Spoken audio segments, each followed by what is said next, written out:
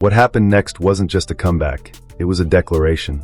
Down by 9 points to the powerhouse Milwaukee Bucks heading into the fourth, the Chicago Bulls were cruising toward another predictable loss. The date was October 29, 1984. For Chicago, it was a story they knew by heart.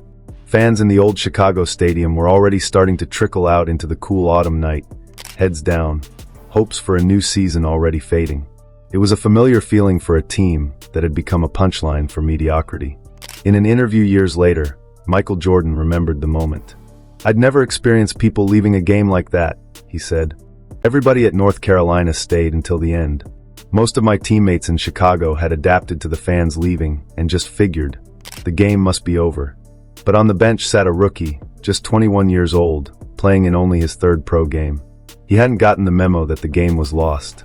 He hadn't learned to accept defeat." What happened next wasn't just a comeback, it was a declaration. It was the moment a kid named Mike began turning into the legend who would forever be known as Michael Jordan. This is the story of the fourth quarter that put the league on notice and planted the seeds of a dynasty.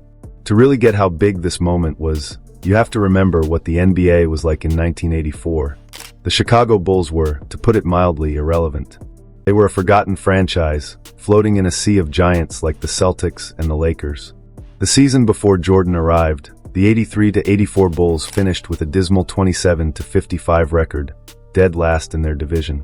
Their offense was ranked 22nd out of 23 teams, and their overall performance was the worst in the league.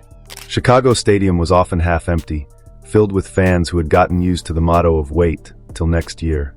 The Bulls weren't just bad, they were boring. Into this basketball wasteland stepped Michael Jordan, the third pick in the draft. He was a champion from North Carolina with out-of-this-world athleticism, but in the pros, he was a total unknown. Everyone's going to have large expectations for my play, but I'm just going to set expectations for myself and go out and try to contribute and maybe not try to carry the team and just try to fit in and become as one and not just a Michael Jordan show or a Michael Jordan trying to carry the team. I would see only pick one problem that I could face, and that's the length of the season. The length of a professional season is 3 times the season that I just finished. So.